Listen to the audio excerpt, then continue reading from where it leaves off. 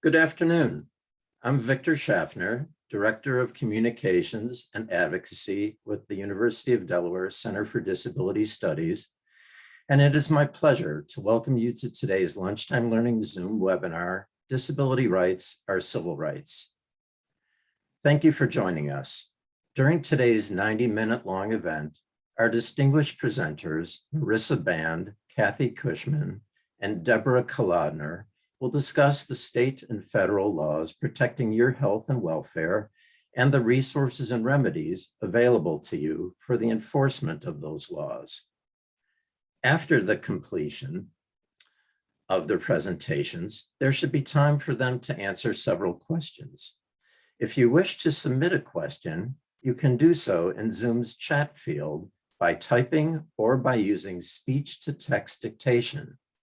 I will then pose some questions in the time we have remaining to Marissa, Cathy, and Deborah. Today's event is being live captioned. In the coming days, we expect to load a captioned video of the event to our website.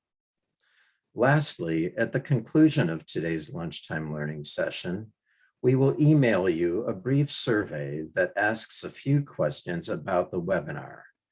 We ask that you complete it and send it back to us this afternoon. Marissa Band is a managing attorney at Community Legal Aid Society, Incorporated, or CLASSY, the protection and advocacy system for the state of Delaware.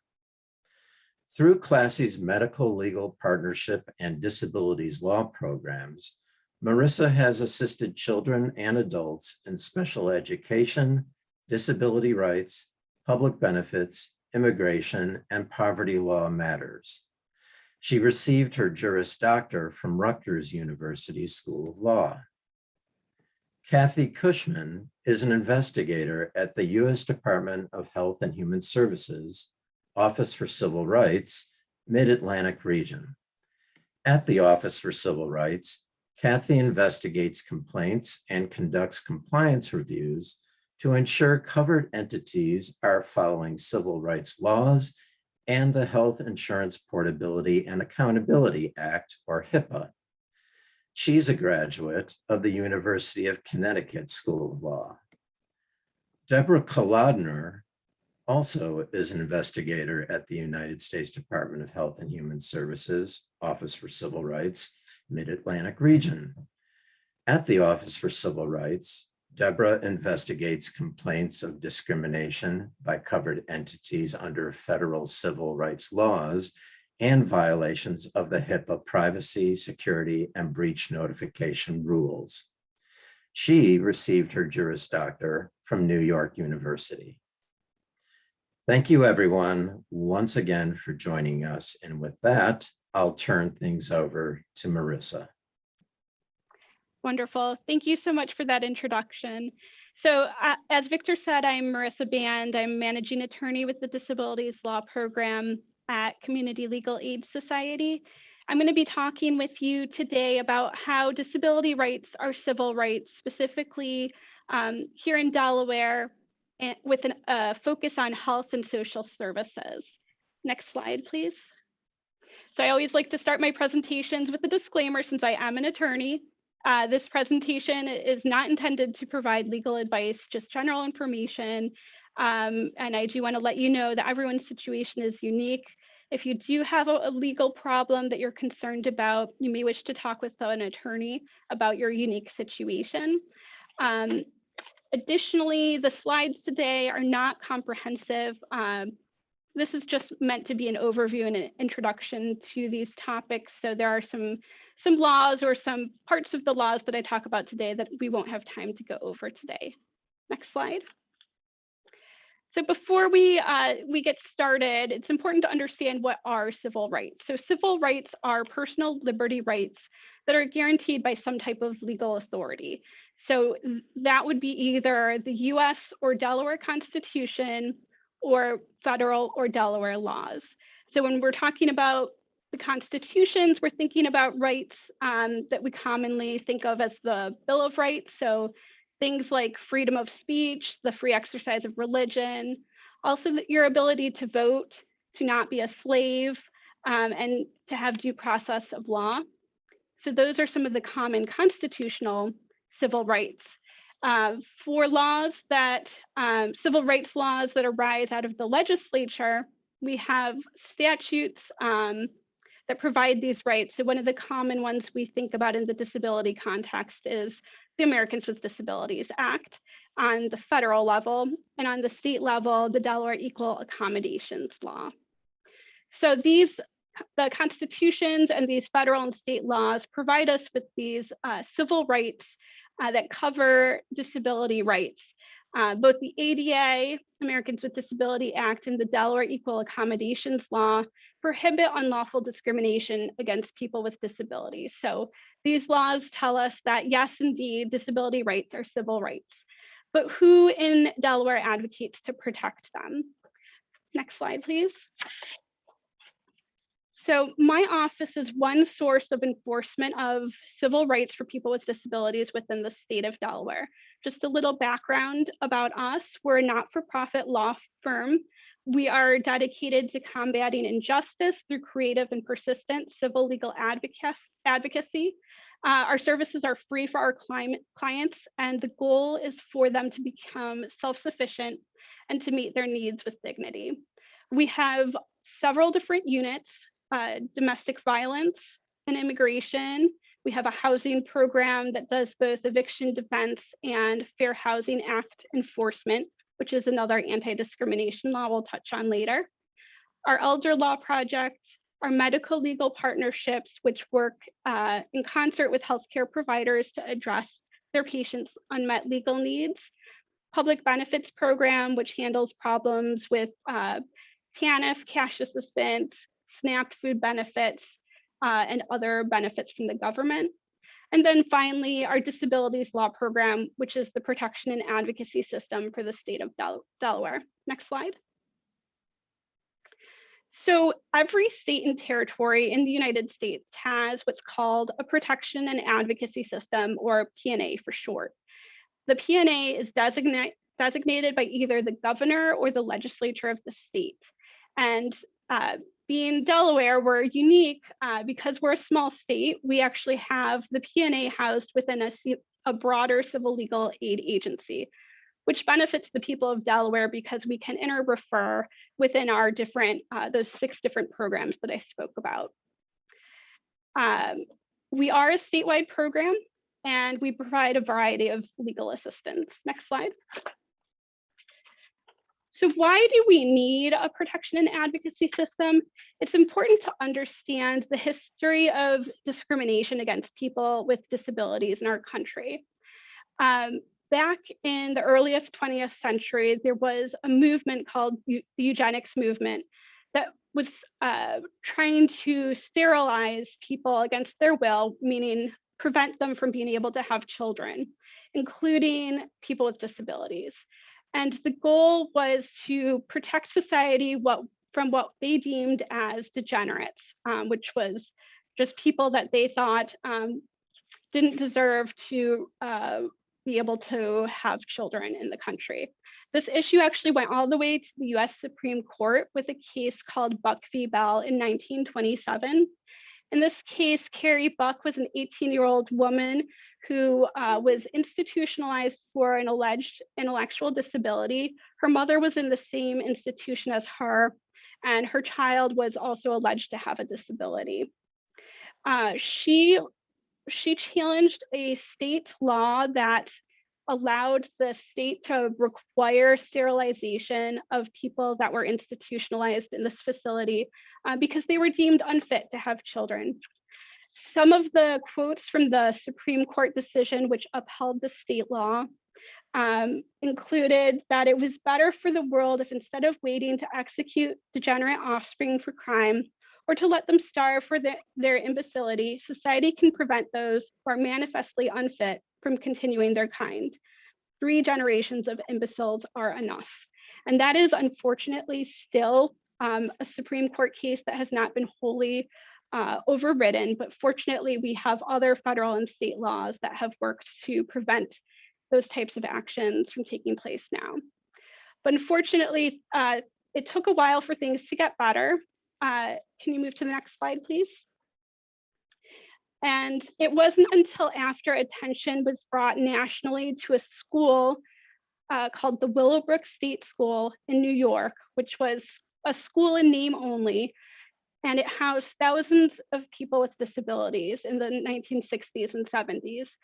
It was really just a warehouse for people with disabilities where they were kept in unhumane conditions and sometimes used as research subjects without their permission. In 1972, Geraldo Rivera brought national attention to the conditions of people with disabilities in facilities. Next slide, please. I'm going to play a short video which goes into what Geraldo saw when he went into these facilities. And I just want to give a brief disclaimer that some of the imagery can be triggering for people and some of the terminology used is outdated. You can go ahead and play the video, please.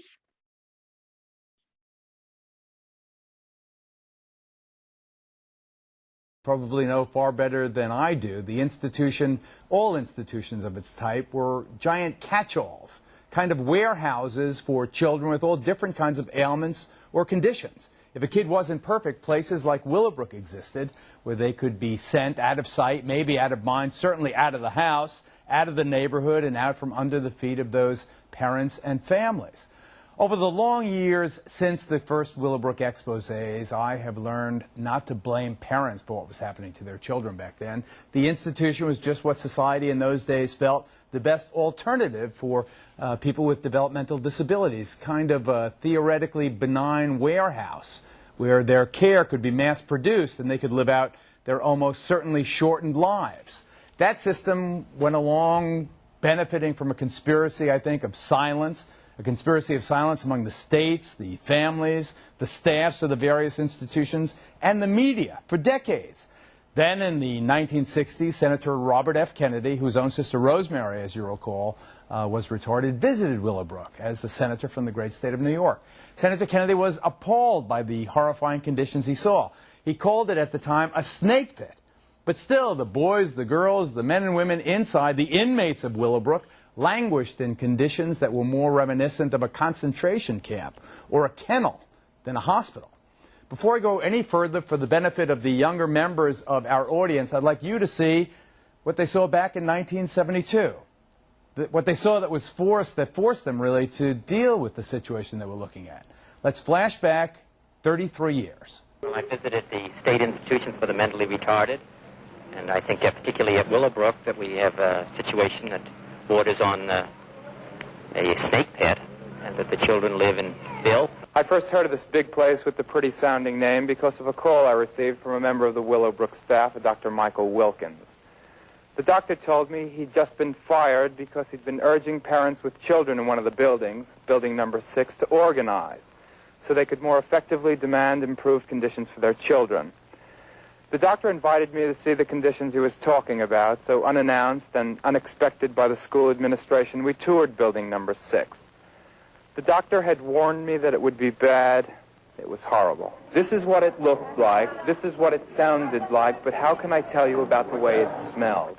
It smelled of filth, it smelled of disease, and it smelled of death. How long have you been at Willowbrook? 18 years. How long were you given physical therapy in school? 5 years. Are you still going to school? No, Why? I'm over age. You're too old? Yes, Would you like to go back to school? yes I do. What would you want to learn if you went back to school? Bring up my reason more. Learn how to read. Right. How is it living on the ward that you live? Disgrace. It's a disgrace? Yes. Why? The conditions are getting worse every time they cut the budget more and more. The Willowbrook story and the years of television follow-ups ultimately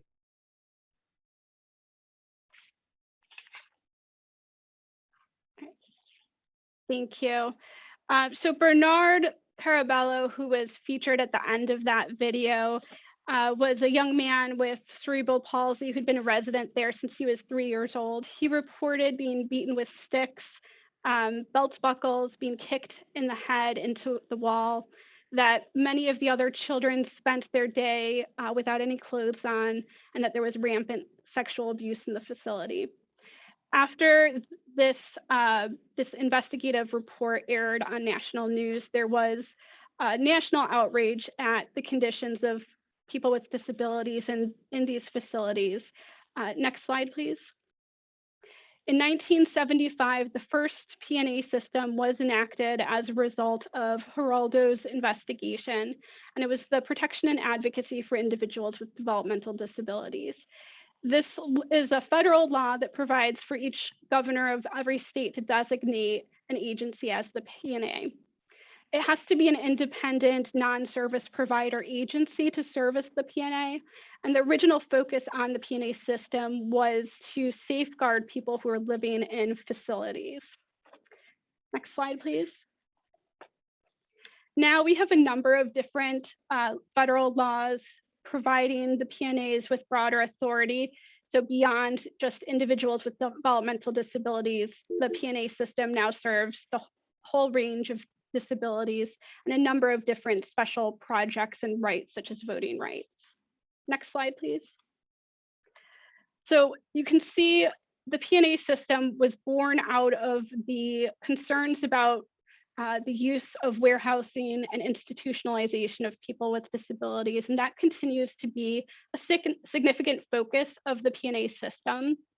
However, now that a lot of the facilities have closed or have smaller populations, P&As have also moved their focus to community living and integration. And so one of the goals of the P&A system is to advocate for people with disabilities to ensure that they're living in the least restrictive manner possible and with maximum autonomy. The P&A legislation authorizes the P&As to pursue legal, administrative, and other appropriate remedies or approaches to ensure the protection of people with disabilities within the state. And that includes a broad range of different types of advocacy. Some of the advocacy includes cooperation with the University Centers for Excellence in Developmental Disabilities, including CDS. Next slide, please.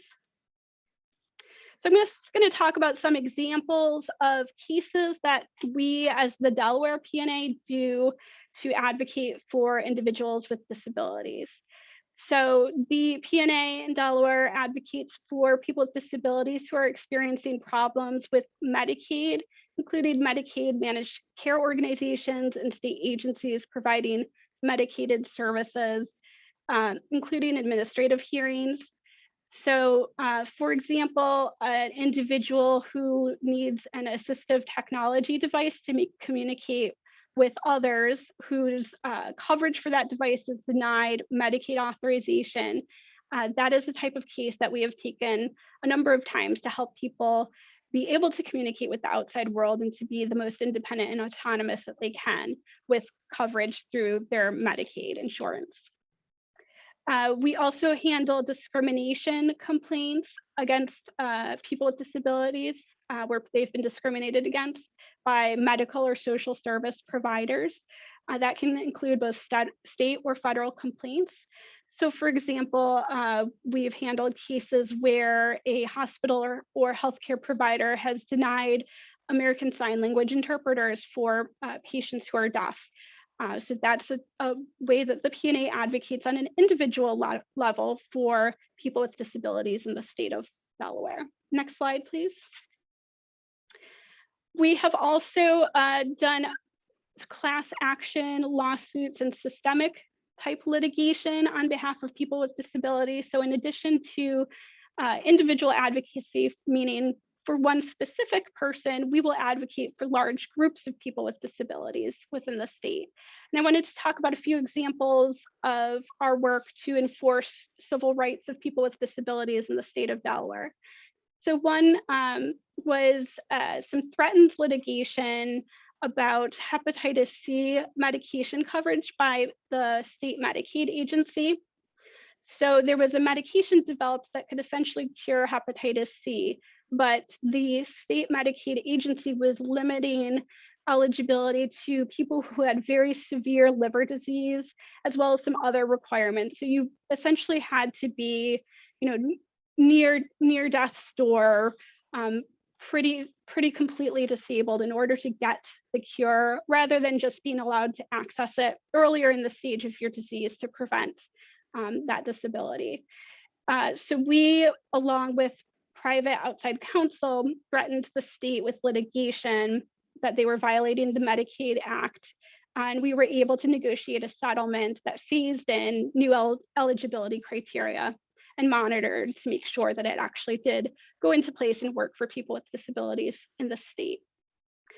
Another case that we pursued on behalf of a large group of people with disabilities was our Class C v. Coop litigation, in which we, as the protection and advocacy system, actually acted as the plaintiff on behalf of people with disabilities.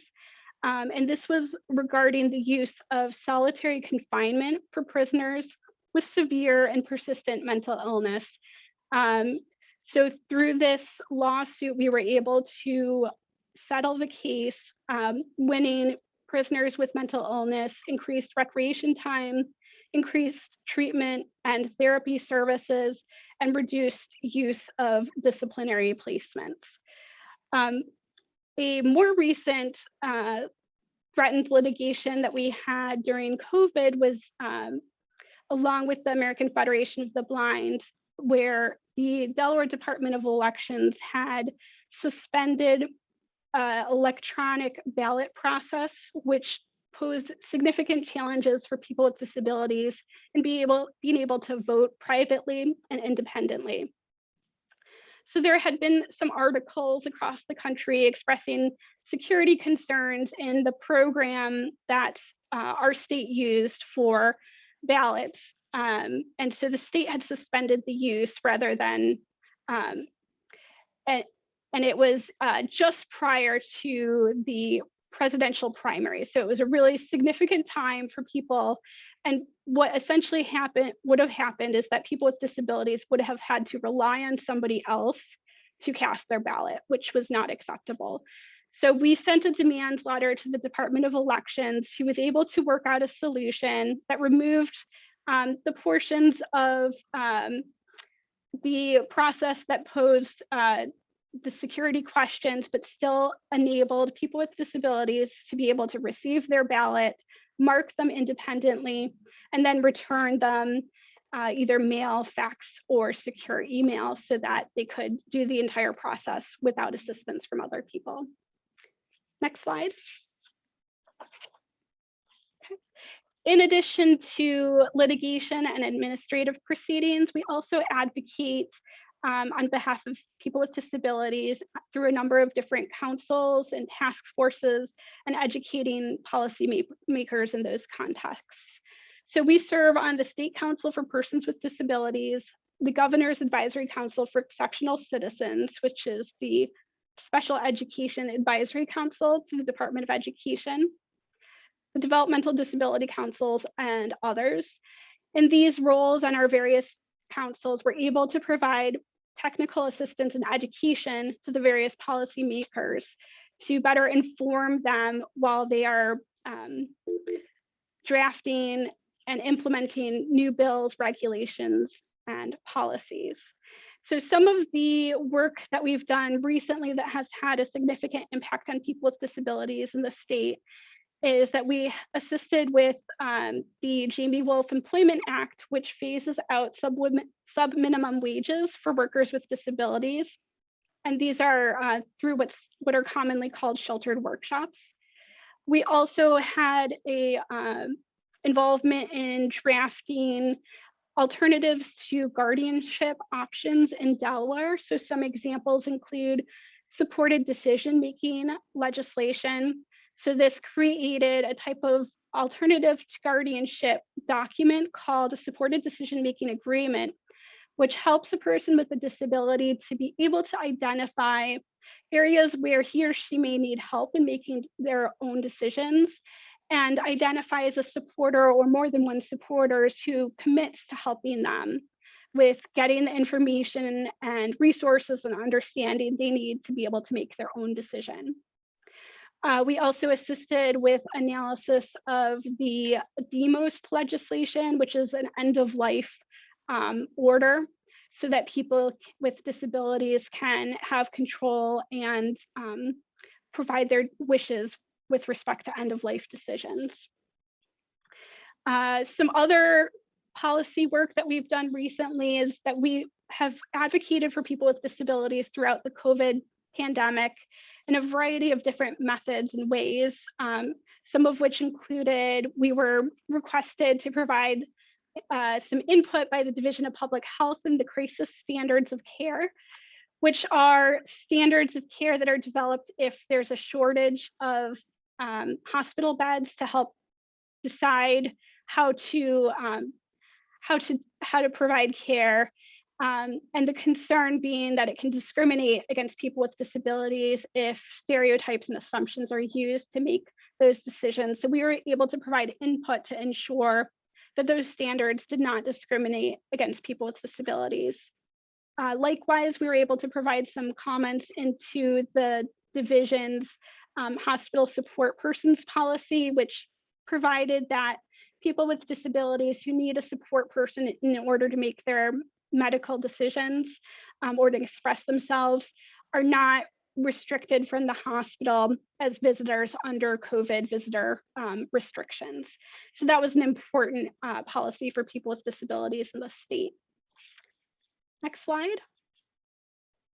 So in addition to the individual and class cases that we do and the task forces and education of policymakers, we also have a unique role in that we can serve as an independent body to perform investigations if we have reason to believe a person with a disability has been abused or neglected in a place like a psychiatric hospital or group home or school.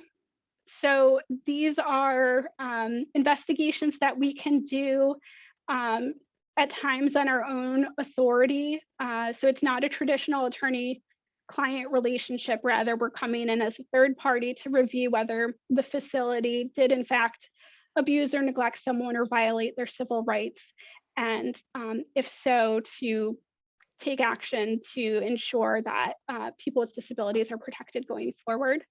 We do step into the shoes of the facility in terms of confidentiality, but which gives us increased access to the facilities.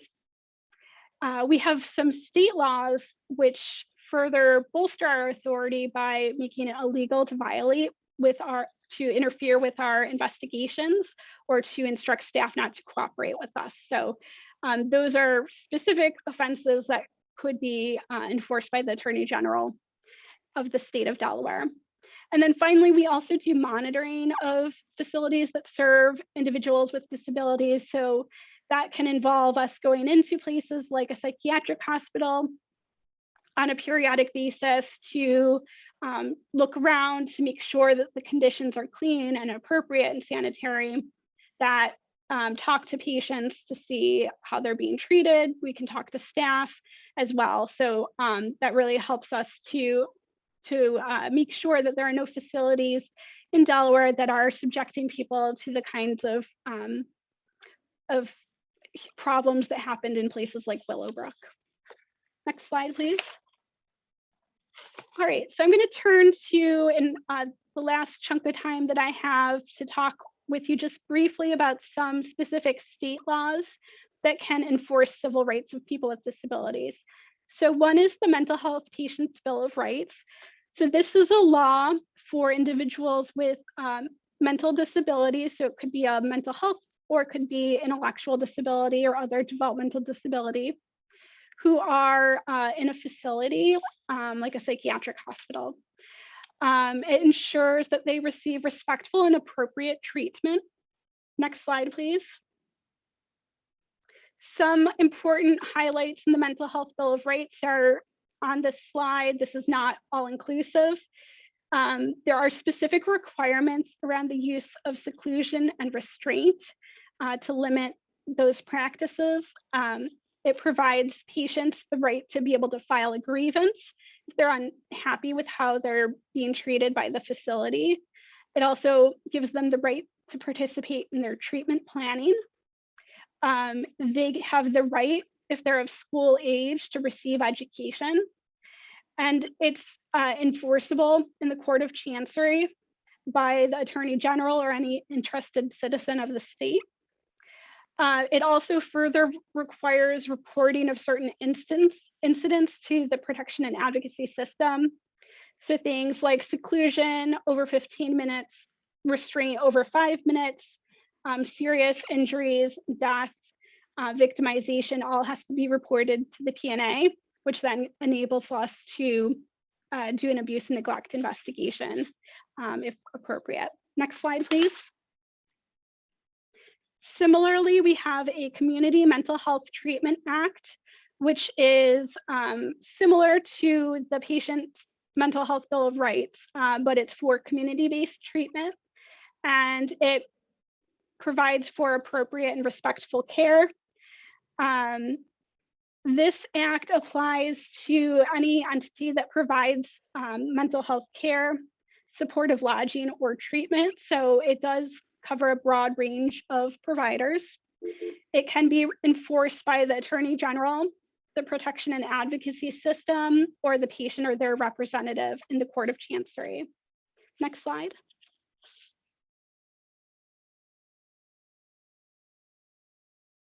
Can you advance to the next slide, please? Thank you.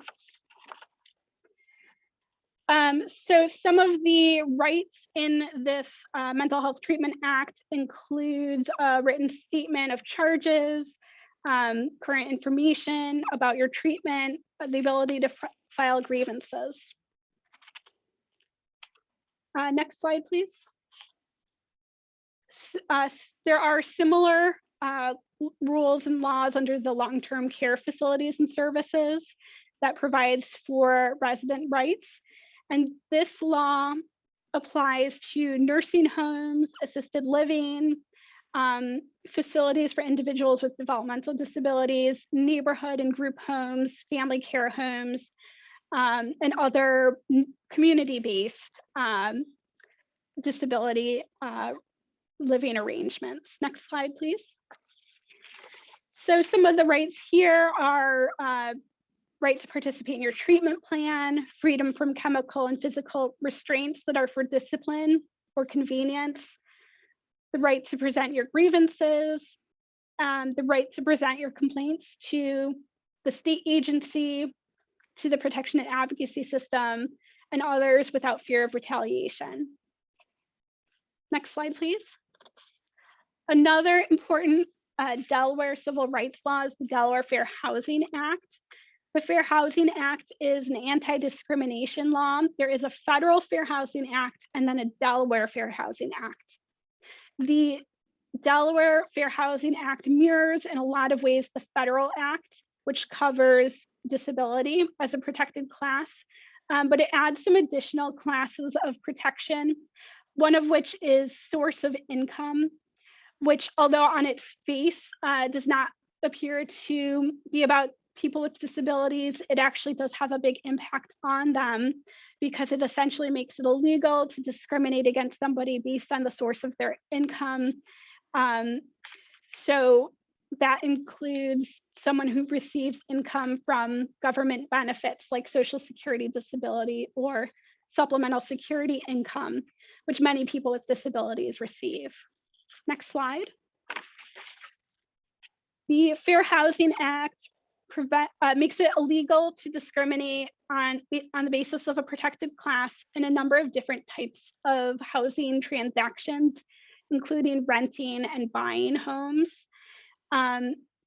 Interestingly, this act does apply to group and congregate housing for people with disabilities, including nursing homes, assisted living, group homes, and transitional living. It's not very commonly used, but it is another avenue for potential relief for people with disabilities who are being mistreated based on their disability. Next slide. So a number of different actions can be illegal discrimination under the Fair Housing Act. I'm not going to go into all of them, but a few important ones is that it's illegal to set different terms, conditions, or privileges for the sale or rental of a house based on a protected class. So making people with disabilities complete additional background or credit checks that you don't make other people do would be an example of that. Also, discriminating based on disability includes refusing or failing to make reasonable accommodations or modifications. So in this context, a reasonable accommodation is making a change in a policy or a practice so that a person with disability can enjoy the home the same as other people. And a reasonable modification is making a physical change. So maybe a person with disability needs grab bars installed in the shower. So the landlord would have to permit that under the Fair Housing Act if it's reasonable in the circumstances. Next slide. Okay. The last law I want to touch on today on the state side is the Delaware Equal Accommodation Law. This is a Delaware civil rights law. It covers a number of different protected classes in addition to disability. And it applies to public accommodations, which means a business or an establishment that offers goods or services to the community. It includes state agencies, local agencies like a city or school district, state-funded agencies that are performing public functions. This law does not cover housing. That's covered by the Fair Housing Act, and it does not cover employment that's covered by a separate law. Next slide. Under the Delaware Equal Accommodations Law, which is called DEAL, it's illegal for anyone who owns a public accommodation to directly or indirectly deny a person on account of their disability the accommodations, facilities, advantages, or privilege thereof. It's the language of the statute. So essentially, you cannot be denied a service or access because of your disability under the deal. Now, there's no private right of action in this case. In this law, you have to file a complaint with a state agency called the Division of Human Relations. Next slide, please. The deal covers some specific things in addition to the language that I read about with respect to service animals, door accessibility, and then also placards for people with disabilities. It can be a really useful type of complaint and forum because it's relatively faster than federal civil rights complaints. But there are some reasons why you might want to consider something else. So deal complaints have a very short, what's called a statute of limitations, which is the time frame in which you have to file your complaint. It's only 90 days. So you have to act pretty quickly if you think that something that happened to you is violation of deal. Also, the Division of Human Relations has a history of trying to dismiss claims that they feel implicate the Americans with Disability Act. They essentially read the statute to exclude reasonable accommodations. So that's another reason to potentially look at another forum. And oftentimes with civil disability rights, there may be more than one option for a violation. So there may be that you have a complaint under deal, but also under a federal civil rights law. So sometimes you can have claims under both, and you decide which forum do you think is better for you to pursue, or in some circumstances, you might pursue both. And so to talk to you about some federal forum that is available for you to enforce disability rights under federal law is my colleagues from the Office of Civil Rights, and I'm going to turn the floor over to them. Thank you very much, Marissa. This is Cathy Cushman. I'm not sure if I'm being displayed yet, but I will go ahead and get started. So thank you again for that introduction, Marissa, and thank you, University of Delaware Center for Disabilities Studies, for the opportunity to participate in your lunchtime learning series. I too have a couple of housekeeping matters to mention before getting started. Deborah and I don't typically read the slides verbatim unless folks would prefer that we do. Instead, we'll likely provide just a short summary of the slide and give you some background information as well as some clarifying remarks. But feel free to send us a message in the chat box if that is not working for you, and we will adjust. Also, we are planning to move fairly quickly through the first 20 slides or so that we can get to the second part of our presentation, which is the new recent guidance and resolutions that we're eager to share with you and also to answer any of your questions. But if we don't provide enough information for you on these first couple sections, please let us know. We can answer your questions directly, or you can always find information about what we do on our website. And all of our contact information is included at the end of the slide deck. Last thing is our disclaimer as well. The information on our slides have been reviewed and have been approved by our headquarters, but our contemporaneous remarks, on the other hand, have not been approved. They're just remarks. They are not the official statements or the official position of the Office for Civil Rights or the Department of Health and Human Services. So please keep that in mind as well. So let's move on to the next slide, please. What is the Office for Civil Rights? Well, the OCR where Deborah and I work is part of the United States Department of Health and Human Services. It's the entity that enforces civil rights laws for HHS and enforces the HIPAA privacy, security, and breach notification rules. You are probably familiar with other civil rights enforcement operations in other federal agencies, such as the Department of Education Office for Civil Rights. I'm sure you've also heard of the United States Department of Justice Civil Rights Division, their Disability Rights Section in particular. And it's possible that you may know also that the United States Department of Housing and Urban Development also has an Office of Fair Housing and Equal Opportunity. And there are other OCRs in other federal agencies, but we all do pretty much the same thing. We investigate allegations of discrimination within the programs that we fund or that we conduct by the various agencies. Next slide, please. This slide explains what we do on a day-to-day basis. Here, I just wanted to take a minute to talk about compliance reviews. Compliance reviews are started by OCR, so they are not dependent on an individual complaint necessarily. Instead, they could be based on something like media reports or information that we receive from our sister agencies or from community stakeholders such as advocacy organizations like the one that Marissa works at, or from university affiliated programs. So should your work start to produce evidence of trends that you're seeing that maybe adversely affect people with disabilities, that may be information that you would like to discuss with your regional OCR, which is our office in Philadelphia. And it may serve as the impetus for a compliance review. Everything else here is pretty self-explanatory except for maybe audits. Audits are required by something known as the HITECH Act, which stands for Health Information Technology for Economic and Clinical Health. And that act does require HHS OCR to periodically audit covered entities for their compliance with the HIPAA rules. Next slide, please. Here's a list of the major laws that are enforced by OCR.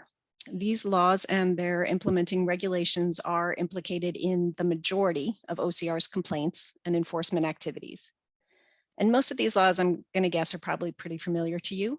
So you may already be aware that Title VI addresses allegations of discrimination based on race, color, national origin. Section 504 in the ADA clearly address disability-based discrimination. Title IX addresses sex-based discrimination, and so on. And one point of interest I want to just point out here is that you may not be aware that HHS OCR enforces Title II of the ADA, but not Title III. So if you are contemplating filing a complaint against a hospital, for example, for disability-based discrimination, and it happens to be a private hospital, not run by your state, then HHS OCR could receive that complaint and we could review it, but we would only review it under Section 504, not the ADA. And that's a little different from what the DOJ does, the Department of Justice. They have jurisdiction over both Title II and Title III. Next slide, please. And here's a fuller description of the 3 major disability rights laws that are enforced by OCR. I just want to spend a minute discussing Section 1557. Section 1557 is part of the Affordable Care Act, which, as you remember, was passed under the Obama administration. And it's really considered to be maybe the most recent sweeping civil rights act that has passed in the last 2 decades. It encompasses all of the protected classes that we just looked at on the previous slide, and it puts them into one law that applies to healthcare entities that receive federal financial assistance or programs that are established under Title I of the Act. And those are primarily the state-based health exchange programs. The other thing to note about Section 1557 is that just this past May 2021, OCR clarified that Section 1557 allegations based on sex do include discrimination on the basis of gender identity. So as of just recently, OCR is accepting and investigating claims of discrimination based on sexual orientation or gender identity. And this update was made in light of the US Supreme Court's decision in Bostock versus Clayton County and in subsequent court decisions. And I don't have a link on this slide, but I'm going to put it in the chat box so you can take a look at that if you're interested. We do have a pretty comprehensive announcement there about our work under Section 1557. Next slide, please. This slide is meant to inform or remind you that the HHS OCR does investigate complaints alleging violations of the ADA's integration mandate, which, as most of you know, is the central principle articulated in the United States Supreme Court decision in Olmstead versus LC. So just like the United States Department of Justice, HHS OCR has undertaken a large number of Olmstead investigations and enforcement actions. We also have a section on our website that talks specifically about the Olmstead work that we've been doing, and I will put that link in the chat room as well. Next slide, please. Now, my colleague, Deborah Kolodner, is going to talk a little bit more about the jurisdiction of OCR. Good afternoon, everyone. I'm happy to be here this afternoon. So I'm going to get into some of the nuts and bolts of what we do and to give you a better, more detailed idea of entities that we have jurisdiction over and the types of complaints or how we handle complaints. So depending on the statute at issue, OCR has federal civil rights jurisdiction over programs and activities that receive federal financial assistance from HHS, federally conducted programs, and public entities, state or local governments. Next slide, please. And this is just a very brief definition of federal financial assistance, and it's assistance in the form of any grant, loan, or contract. So when we receive a complaint, we look at it to determine if, in fact, we have jurisdiction over the particular entity that the complainant is bringing the complaint against. So next slide, please. This has a list of types of entities over which we have jurisdiction. We have jurisdiction over healthcare providers who participate in CHIP and Medicaid. We have jurisdiction over hospitals and nursing homes under Medicare, who receive funding under Medicare Part A, Medicare Advantage plans, prescription drug plans. Types of programs you may not think of where we have jurisdiction would be Head Start programs. They receive funding for the administration for families and children. We have jurisdiction over TANF programs, adoption and foster care agencies. Next slide, please. Now, most of our work is complaint driven. We receive complaints from any person or organization can file a complaint with OCR either through the mail or electronically. Most of our complaints are received electronically at this point. And the violation has to have occurred after the compliance date of the law at issue. And we would want to bring to your attention that complaints should be filed within 180 days of when the complainant knew or should have known that the act or omission occurred. And I want to point out also that talking about different venues where you can bring your complaints, that individuals may also file their complaints with the covered entity itself. Under the implementing regulations of the statutes, the entities are supposed to have grievance procedures in place. So you can always attempt to file your complaint with the entity. And if you get no result there, when you file your complaint with OCR, you can include in the complaint that that's what happened, that you tried to get some remedy directly through the agency. Next slide, please. So what happens once an individual or an organization files a complaint? We conduct an informal review of the complaint initially to determine, do we have jurisdiction over the entity? Looking for, is there FFA, federal financial assistance from HHS? And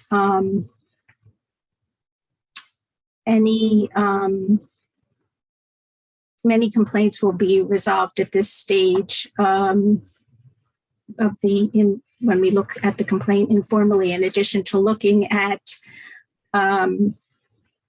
jurisdiction, if the entity receives FFA, we also look at the allegations to determine that they are allegations that constitute discrimination. Oftentimes we receive complaints that are more quality of care, that the individual has issues with the quality of care they've received. So in those instances, we would make referral to another entity to investigate the situation. But if we find that we do have jurisdiction, we begin the investigation, we notify the covered entity of the allegations, and we look for a response, give them an opportunity to respond to the allegations. And in most instances, we work towards a voluntary resolution with the entity. We provide education, training, and technical assistance to the entities. Of course, in some cases, we're unable to resolve the matter voluntarily, and then we go towards formal enforcement action. Next slide. One of other factors that we look at when we're reviewing complaints are the allegations disparate treatment. Is it intentional discrimination? Did someone make a remark or intentionally exclude an individual with a disability or in another protected class? Or are the allegations disparate impact? Is it a facially neutral policy or procedure that has the effect of discriminating against individuals in a protected class? An example of disparate impact at this point that we hear about currently during the pandemic, it would be an example is the location of vaccination sites. Are they in a location that's inaccessible to persons who are disabled? And so that would be not an intentional discrimination, but as a result of the location, the requirement to get out of a car, to stay in a car, all of those things can impact persons with disabilities. Next slide, please. This is a list of conduct that's prohibited by FFA recipients. Recipients shall not deny an individual a service, aid, or benefit, provide a benefit which is different or provided in a different manner, treat an individual differently in determining eligibility, as examples. Next slide, please. One other thing we wanted to take the opportunity to mention, call to people's attention, is there is a specific prohibition against retaliation. Next slide. The language in the rules specifically prohibit an entity from intimidating, threatening, coercing, or discriminating against an individual for filing a complaint with OCR or participating in a complaint investigation. So that is a separate violation. If it becomes apparent that an entity takes action against an individual after he or she has filed a complaint, we would investigate that as a separate violation. Next slide, please. These slide 16 and the next two slides discuss what the investigator, what we look for when we open an investigation. We look to see, does the entity have a non-discrimination policy? Have they posted the non-discrimination policy? And does the entity have a grievance procedure, which I mentioned a little earlier, because we do want people to be able to file complaints directly with the organization and seek some redress directly. Next slide, please. We look to see, does the entity have policies and procedures to provide auxiliary aids and services? Is there a no retaliation policy? Is there a 504 and ADA coordinator? Next slide, please.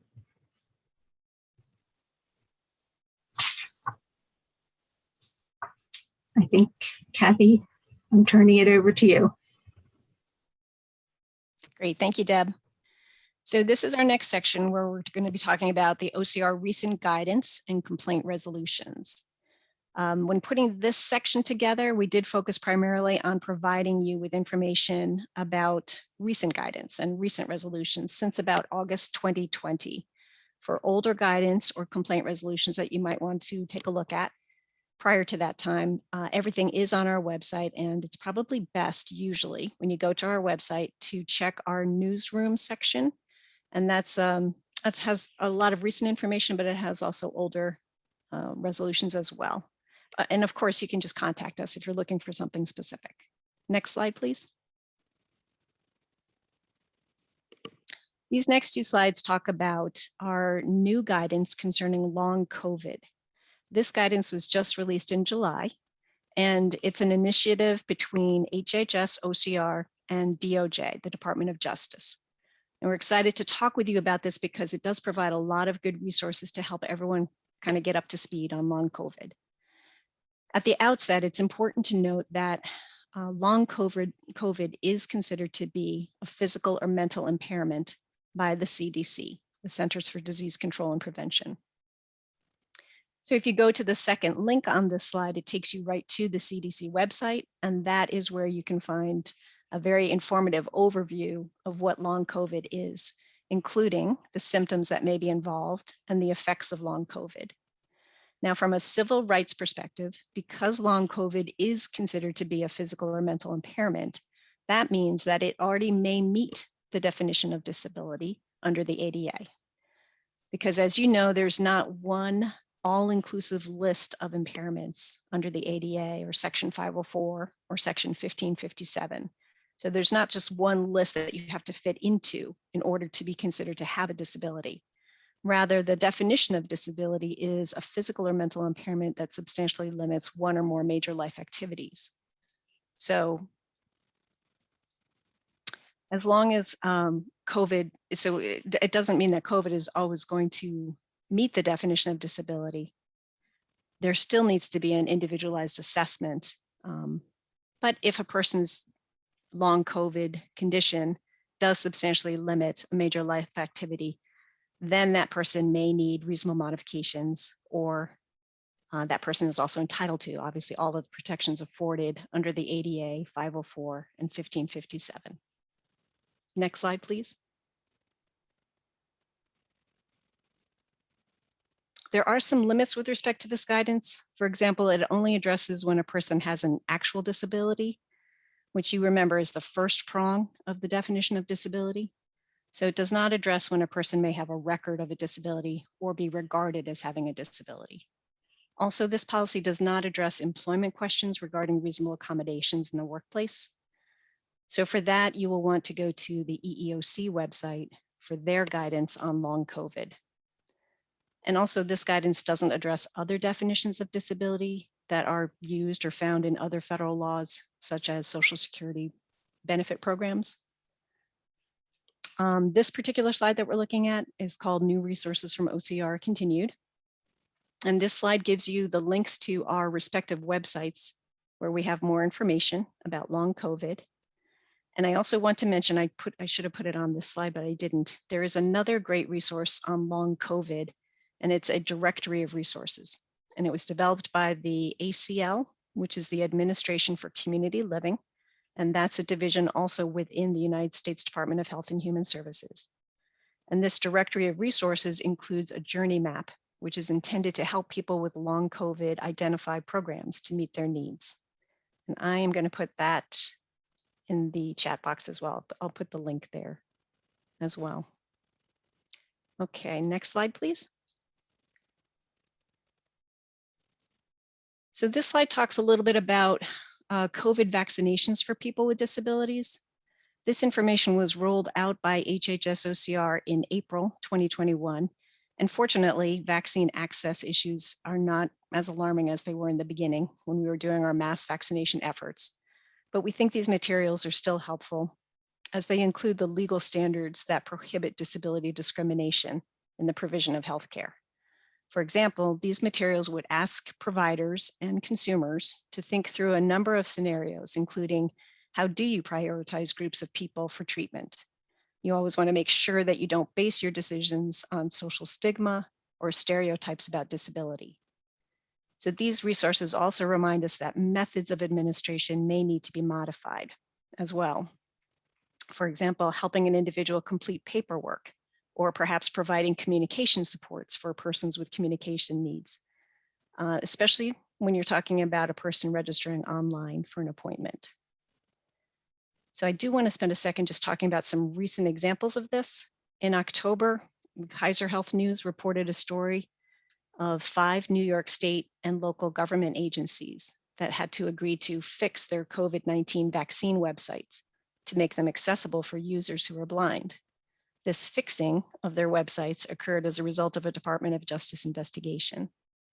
And similarly, this month, the Department of Justice announced a settlement agreement with Rite Aid after conducting a Title III ADA compliance review and discovering that Rite Aid, their COVID-19 vaccine registration portal, could not be readily accessed by individuals with vision and mobility impairments. And I will send you those 2 links as well in the chat box. Next slide, please. This slide, we wanted to talk to you about, one more brand new resource, which is with respect to vaccines. And this is a call-in service that operates from 9 in the morning until 8 at night, Monday through Friday. The number is 888-677-1199. And this is another excellent resource from the ACL, the Administration for Community Living, which is designed to help people find local vaccination sites and to assist them in scheduling their appointments. That also connects the callers to local services, for example, accessible transportation, to help overcome barriers to getting the vaccine. Next slide, please.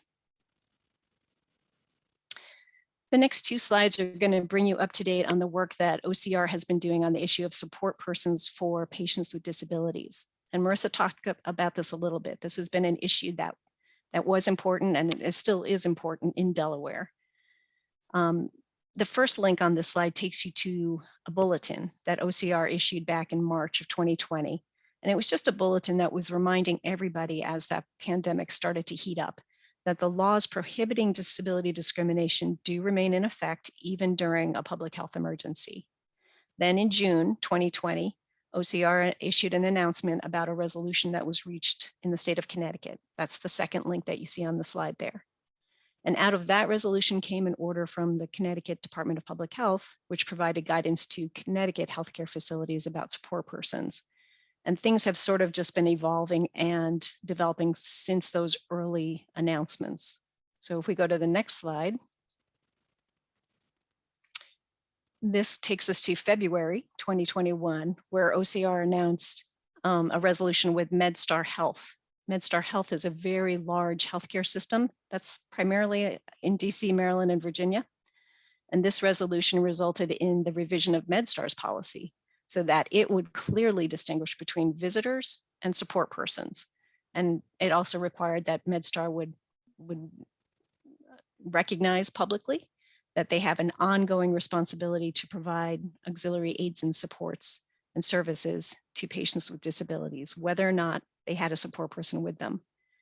So as I mentioned a moment ago, this area of support persons has been somewhat of a dynamic, evolving area, which is true for a lot of the issues associated with the pandemic, as you know. But the key concepts to take away from this or from these resolutions are that patients with disabilities may need reasonable modifications to policies, and that would include something like restricted visitor policies, because without those modifications, then they don't really have the same opportunity to access their healthcare as patients without disabilities. And support persons are one type of modification that a patient may need, but there may be others, or there may be ways to provide similar supports in lieu of a support person. And again, that determination has to be made on an individualized assessment or an individualized basis of the patient, and really trying to get a clear understanding of the needs related to the patient's underlying disability. Next slide, please. These next two slides talk about OCR's work in the area of crisis standards of care. And Marissa again touched on this a little bit as well, because her agency was also involved early on in the pandemic to try to get some good input as Delaware looked at this. And so like the issue of support persons, OCR has focused on this topic of crisis standards of care since the early days of the pandemic. And for over a year, about a year and a half now, OCR has been working with a number of states and locations to provide basically technical assistance to ensure that there are non-discrimination principles incorporated in crisis standards of care. And for those of you who are not as familiar with crisis standards of care, I'll just quickly summarize that crisis standards of care are, it's a deviation from the usual standard of care that is provided to patients in hospitals. Crisis standards of care are meant to be utilized only in emergencies or catastrophic events, such as a bombing or a destruction, some sort of destructive weather event like Hurricane Katrina, or of course, like a public health emergency like COVID-19. And so due to the impact and the scale of those events, healthcare institutions sometimes may have to deviate from their usual standard of care that they provide, because suddenly there's a scarcity of resources. And there's a need to ration those resources. So crisis standards of care are supposed to ensure that the equitable distribution of these scarce resources occurs during a crisis. But as Marissa pointed out, sometimes crisis standards of care can actually sort of exacerbate an existing inequity in healthcare, because they may contain biases or they may rely on stereotypes or old notions of certain conditions that people have. So you have to kind of keep in mind that back when COVID-19 public health emergencies started, many public health authorities and hospitals had old crisis standards of care, or some had none at all. And you probably remember that in the beginning, there was a big concern about the availability of ventilators. So medical providers and patients and advocates started to ask those kind of tough questions, like who will get a ventilator and who doesn't if there's a shortage. And the crisis standards of care are supposed to help guide those decisions. So as a result of those early tough questions, there was a sort of a bit of a scramble, but there was an effort on the part of many public health authorities and hospitals to update their documents and to identify these non-discrimination principles. And that's really what OCR has been focusing on too for the last year and a half. Next slide, please. On this slide is a listing of the 9 guidelines that have been revised after the provision of technical assistance from OCR.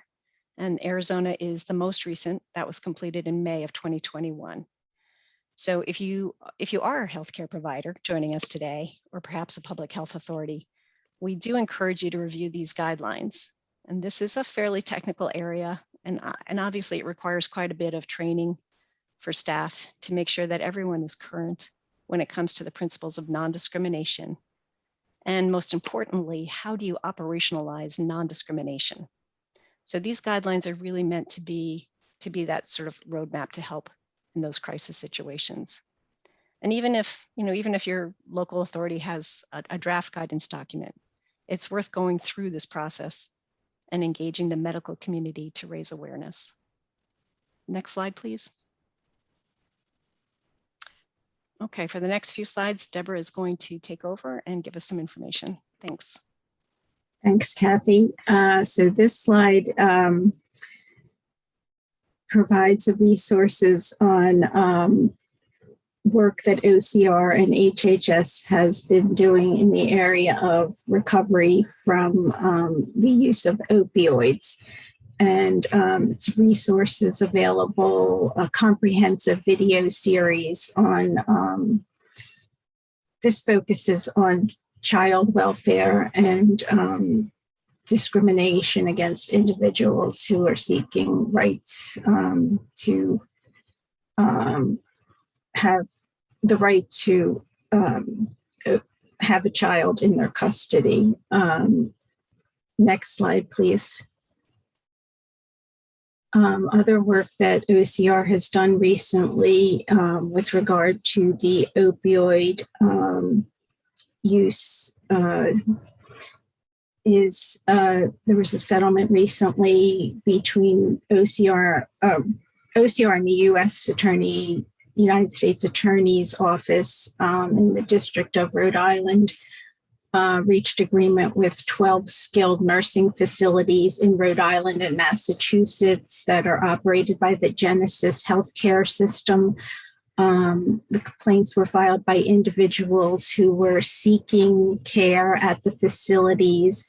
They had other health conditions for which they needed care, but they also were being treated by medically assisted treatment for their opioid use disorder, and the facilities were refusing to admit them, stating that they were unable to handle their issues related to medical treatment for their opioid use disorder.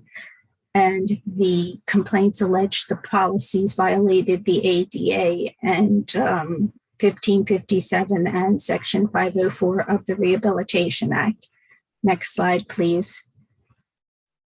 So under the terms of the voluntary resolution agreement, the 12 facilities in Rhode Island and Massachusetts will adopt a non-discrimination policy and importantly provide training on federal civil rights laws and opioid use disorder to their admissions personnel. There is a link here to view the resolution agreement to obtain additional information. Next slide, please. This slide provides information about OCR's work protecting individuals with HIV and AIDS.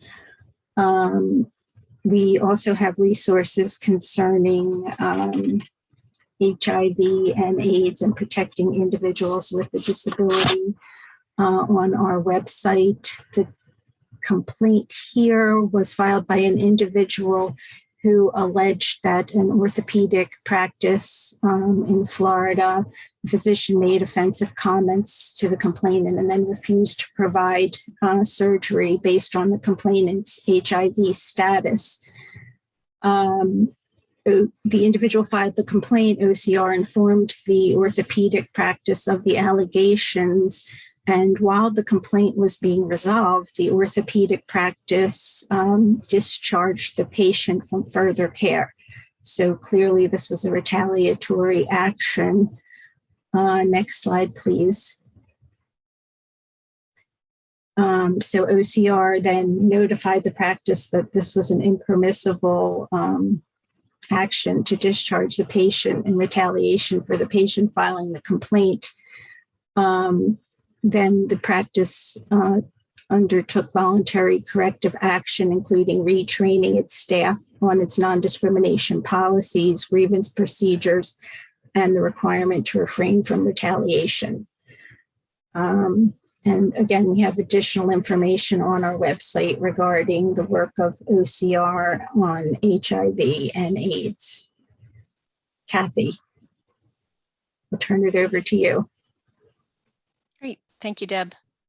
So we can just advance one more slide. Thank you.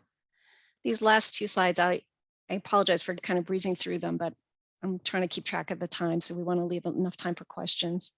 But our next and our final two slides about recent guidance and resolution agreements talk about child welfare cases.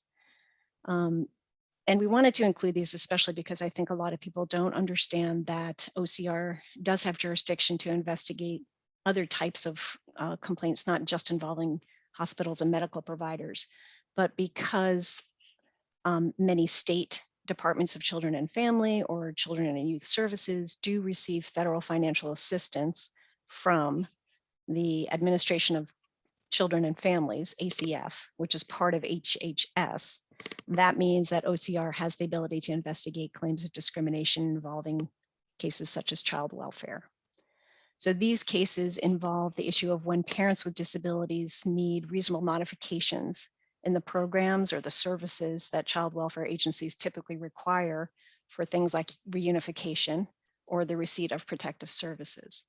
This first slide gives you information about the OCR Doj Settlement Agreement, which was reached with the Massachusetts Department of Children and Families. For a copy of that settlement agreement, you can go to the link on this slide. Next slide, please.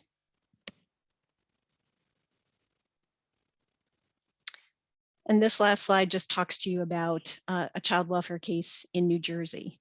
This was not actually a settlement agreement, but instead OCR provided technical assistance to the New Jersey DCF. And so you can get more information by going to that link on this slide, and it just talks to you a little bit about what OCR and the New Jersey DCF kind of came up with in terms of an understanding moving forward about what would be appropriate disability-related modifications for parents with disabilities, so that again, they can really access the services that are intended to help reunify families and possibly provide protective services to parents as well. So that was the last thing I wanted to just mention. I did want to just also give you a quick update that HHS OCR is working on new regulations, which are coming out soon under Section 504 and Section 1557.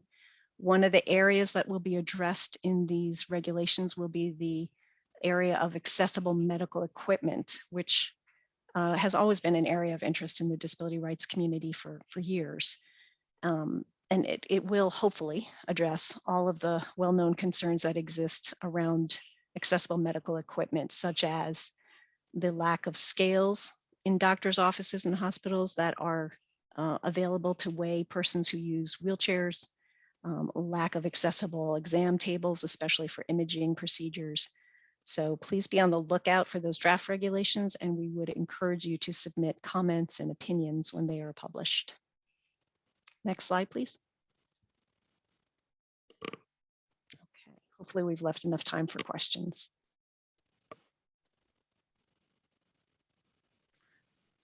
Thank you very much, Cathy, Deborah, and Marissa for the wealth of information. And we do have time for a few questions. We'll try and get in what we can. This first question, Cathy and Deborah, perhaps you could chime in. Have you encountered the question of hospitals requiring that support people be vaccinated?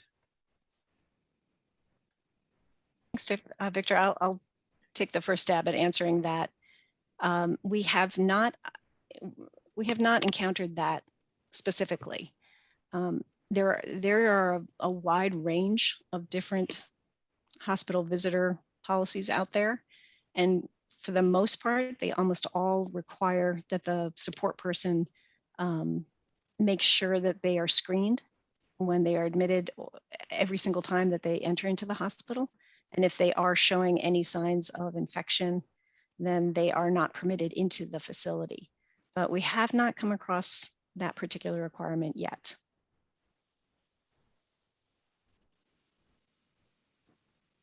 Deborah, were you wanting to provide anything? Yeah, I have nothing further to say about that. I have to agree with what Cathy said, that we haven't seen it yet as a specific requirement, or that it being raised as an issue.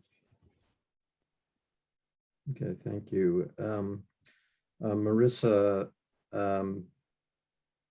tremendous amount of information was provided to everyone who was participating in today's event, but for many Delawareans, they still don't know about the resources and such that exist to support them, the things that you outlined today. What more can be done to inform people with disabilities and others about their rights and legal avenues to make things right?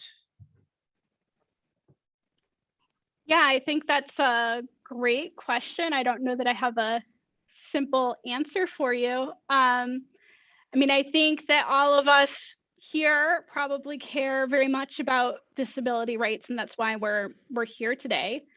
So we all can do our part in helping to spread information and awareness to our communities, whether it's professionally, personally, that there are protections under both federal and state laws for people with disabilities. There are resources to enforce those protections, and to reach out. If you think that someone with a disability is not being afforded the protections that they should be getting.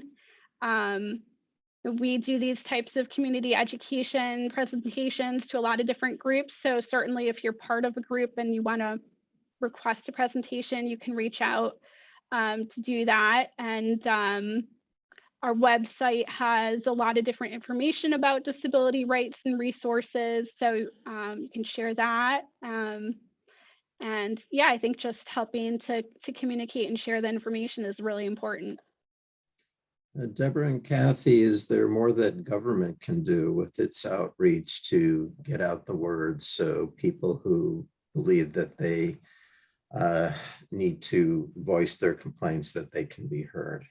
If I may jump in on that one, I have to give kudos to Marissa at this point, because this presentation was her idea to bring us together and to share the resources, both state and federal, and inform the public more about what OCR does. So she made that offer and we jumped on the bandwagon, so to speak. So I think this is the kind of thing that the federal government can do to make sure that people are aware of the resources available and how they can exercise their rights.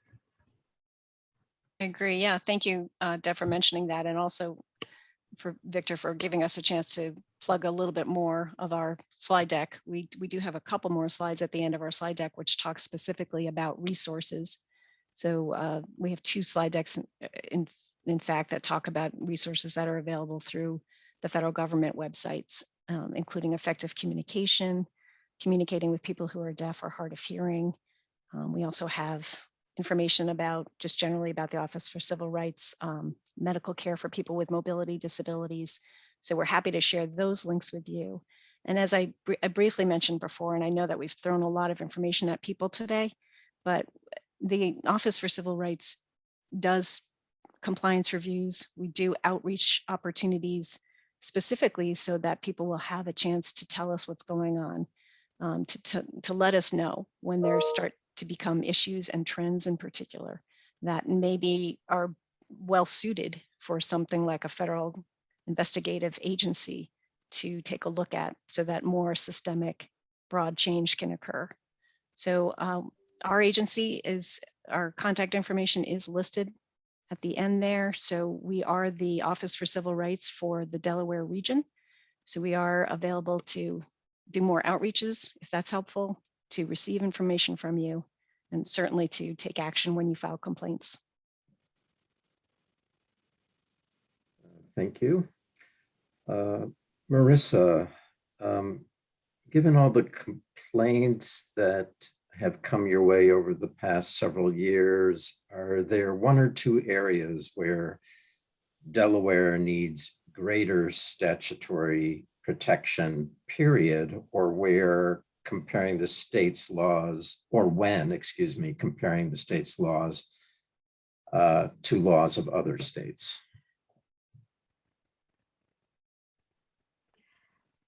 Yeah, I think I'm not prepared to go into that discussion in this forum. Certainly, if people are interested in having that conversation, I would be receptive to people reaching out to me offline.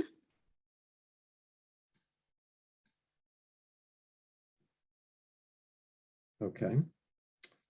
For Marissa, Cathy, or Deborah, can you address either important lessons learned or continuing concerns you may have amid COVID regarding crisis standards of care and hospital support systems?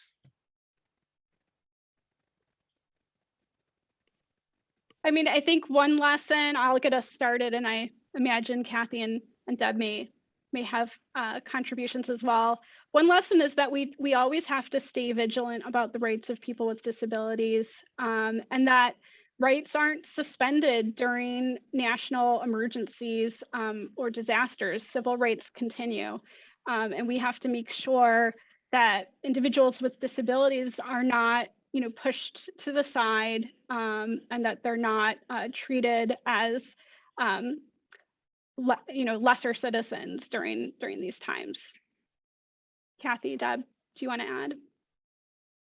Thank you, Marissa. Yeah, I echo those remarks. And if you have the time, please take a look at our website. I think either I had it on the slide or I sent it in the chat box, but if you remember when we talked about the 9 different guidelines that OCR has participated in this past year and a half in terms of developing crisis standards of care, if you have a chance, it's interesting to sort of take a look at the evolution of those guidelines and those documents, because as I mentioned, when this pandemic started, a lot of places and a lot of public health authorities and even hospitals had either very outdated or no crisis standards of care at all.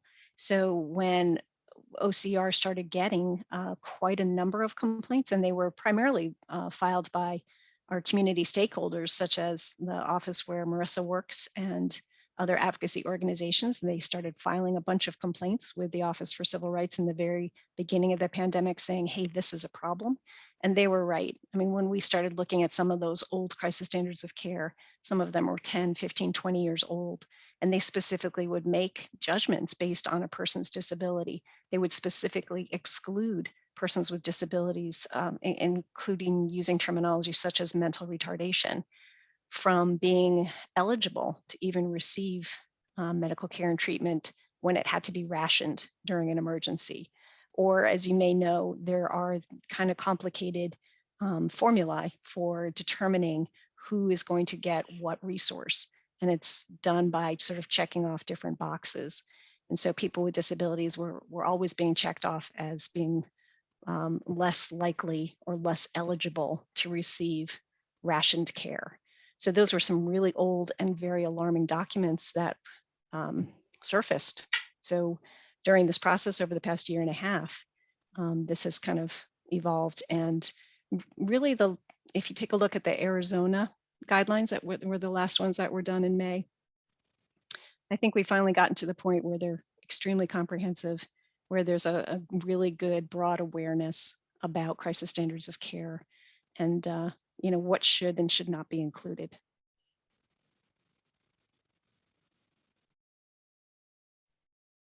We have Deb, Deborah, were you wanting to add something, or Marissa? No, I don't have anything to. Yeah, one thing I did want to add is that sometimes places like my office and OCR don't know about problems that are happening because they're not reported to us. So just encouraging, I just want to encourage people, if you think someone's rights, your rights are being violated, for a person with disability, reach out, report it, reach out for help, because it's very hard to correct problems if we don't know about them, or if we don't have an individual that's affected by the problem to be able to do the advocacy on behalf of. Thank you. Well, we have sped through 90 minutes. We're now at just a minute past our allotted time. So I want to take a moment to thank our presenters, Marissa Ban, Cathy Cushman, and Deborah Kolodner, for their presentations today. I also want to remind everyone who is on this Zoom call that at the completion of the event, you will be receiving a brief survey about today's event. Please take a moment and complete it and send it back to us today. Thank you again, everyone, for joining us. Have a pleasant afternoon.